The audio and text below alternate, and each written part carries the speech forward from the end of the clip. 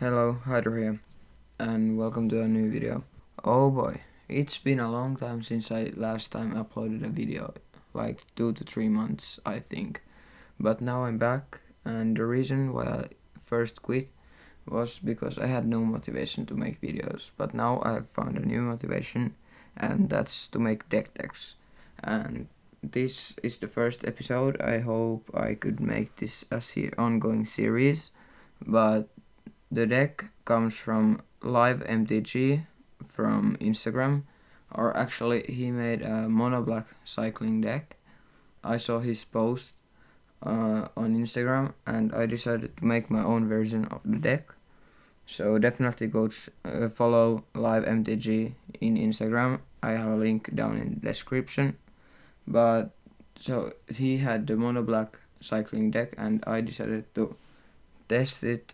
I played mono black first, but it didn't quite work as well as I would have wanted it to, so I decided to throw in blue, which has some amazing cycling cards, and it actually worked pretty well. But without further ado, let's jump right into the deck tech. So to start, I'm going to go through the creatures.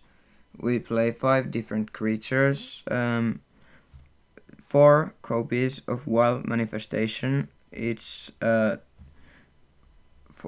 mana 0/4 that has +1/+0 for each card with cycling in your graveyard, and it has cycling for 2 mana. So it's a pretty strong card in the early game. It blocks very well, and in the late game it can just hit for over 10 damage, like easily, because you'll have a big graveyard if they don't exile it. Then we have 3 copies of Nimble Obstructionist, 3 mana 3/1 flying flash, and it has cycling for 2 and a blue, and whenever you cycle Nimble Obstructionist, counter target activated or triggered ability you don't control. So it's a strong card. It can help protect like Wild Manifestations or anything else from like a Lurking Chupacabra. No, not Lurking Chupacabra, from the Ravenous Chupacabra, or anything else that can kill them. Or like let's say they play a Constrictor deck and they play Verdurous Gearhulk. Well, now the Gearhulk puts no counters on anything, or the Siphoner doesn't draw cards. Yeah, so Nimble, very strong, but only 3 copies because the cycling cost is 3 mana, and the main reason of main purpose of the deck is just cycle into this big, not into the big threats, but cycle and win the game with the cycling mechanic. So the cycle cost of 3 is a little bit too much. Then we have 3 copies of Curator of Mysteries, 4 mana 4/4 swings that has flying, and whenever you cycle or discard another card, scry 1, and then it has a cycling for 1 blue. Very strong. It can block flyers, and it can get through for 4 damage in the air, and also that scry ability very strong to set up good cycling or cycles. When you cycle a card, you get to scry, and then let's say you need a land, so you can cycle a 1 mana cycling card, and then you can scry for your land. Very strong and very important, but just playing 3 because 4 is kind of high for this deck that plays only 21 lands. Then we have the highest CMC cards of the deck. They are Archfiend of Ifnir, so that's a 4/4, 5 mana, 3 generic double black flying. Whenever you cycle or discard another card, put a -1/-1 counter on each creature your opponent controls. Opponents. Yeah, so that's very important in a multiplayer game. And then it has cycling for 2. So this is one of the biggest threats in the deck, and when you get this on the board and it sticks for 1 turn, the game is basically over, because in your upcoming turn or the turn, since you have 5 mana open, and it will basically just destroy the enemy board because it doesn't deal 1 damage, it puts a -1/-1 counter, so that's permanent until the creature leaves the battlefield. So it's a very strong, and it also has flying, so it can block, but the only bad thing is that it's a 5/4, so a Glorybringer can just shoot it down. And then we have the last creature, 4 copies of the Hollow One. It's a 5 CMC, just 5 generic artifact creature, 4/4, but it has this spell costs 2 generic less to cast for each card you've cycled or discarded this turn. So yeah, you can basically play a free 4/4 on turn 3, or if you have 2, you can play 2 free 4/4s on turn 3, which is a very strong turn. And then it has cycling for 2 generic. So if you're stuck with 2 lands, you can just cycle it away. And then we have 17 spells, or not spells, but sorceries and instants. So let's start with the Scarab Fist. 1 mana or 1 black, and it says that it's an instant, and it says exile up to 3 target cards from a single graveyard. Then it has cycling for 1 black. So the only reason, or the only thing you're going to use it for, is to cycle.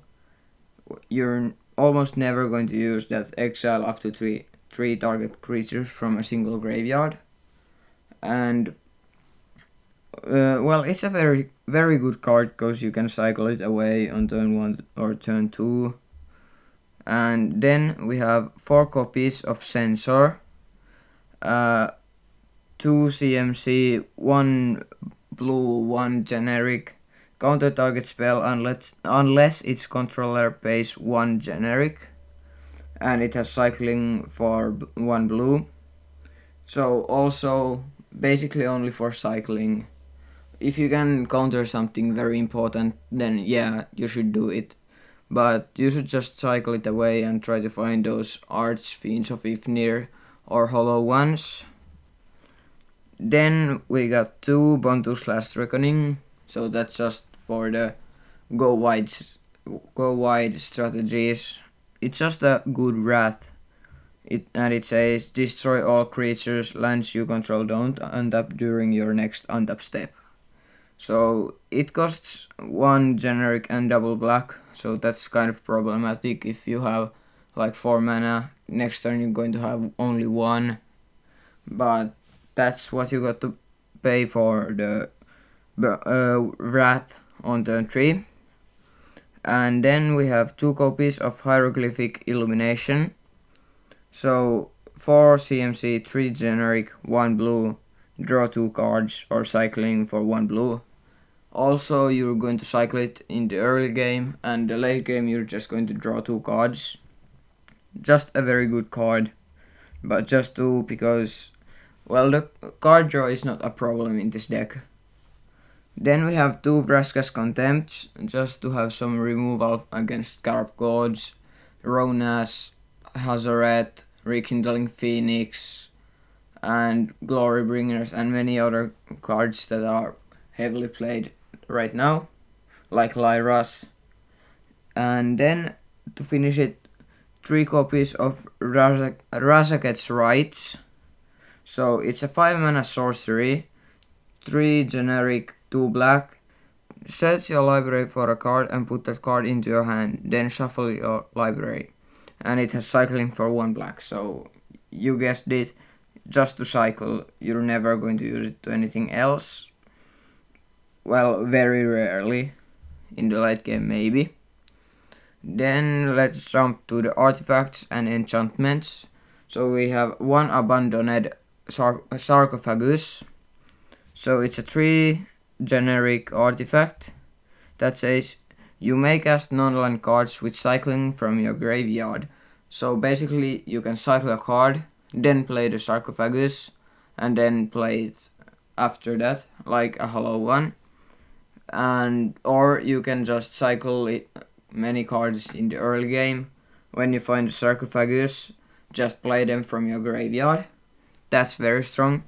It also has, if a card with cycling would be put into your graveyard from anywhere and it wasn't cycled, exile it instead. So yeah, it's an overall very good card and I like it a lot, but I play only one because it's not good against aggro. It's semi good in against mid range, and it's very good against control because if they, let's just say, they kill everything in the early game, you can just get it back. But if you cycle enough, you will find it. And then we have 3 Fate of the Devoted. 3 mana, 2 generic, 1 black. Enchantment. Whenever you cycle or discard a card, you may pay 1 generic. If you do, each opponent loses 2 life and you gain 2 life. So that's your main win condition against control, because they can't really do anything about the losing life besides disallow. So you're kind of safe and you just have to drain them fast enough, but that's not very difficult. I have done it many times.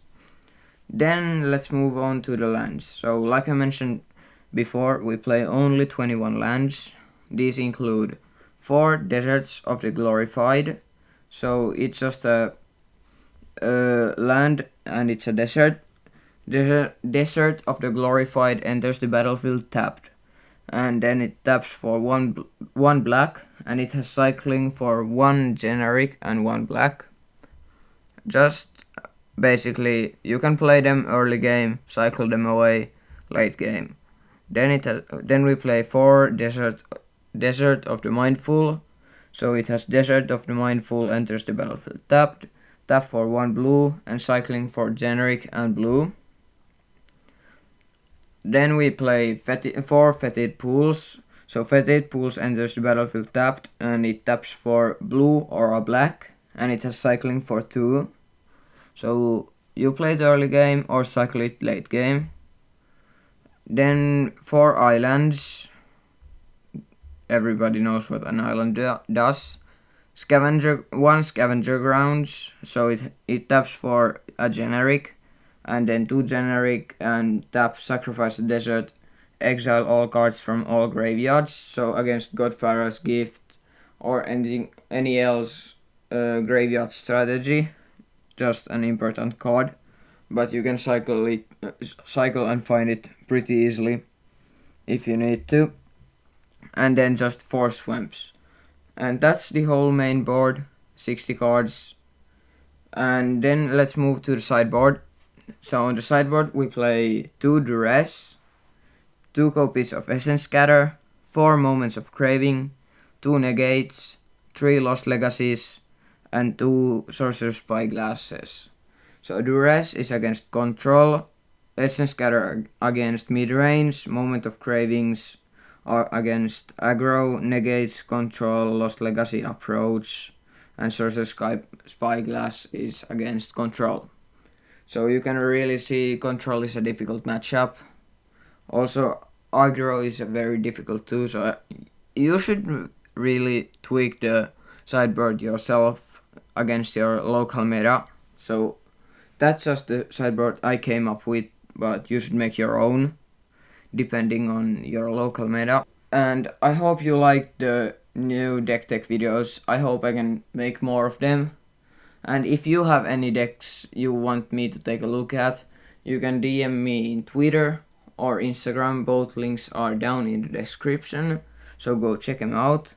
Then I hope I get at least one deck to make a new video. Thanks for watching. I hope you liked the video and subscribe, and I hope we'll see you in the next video.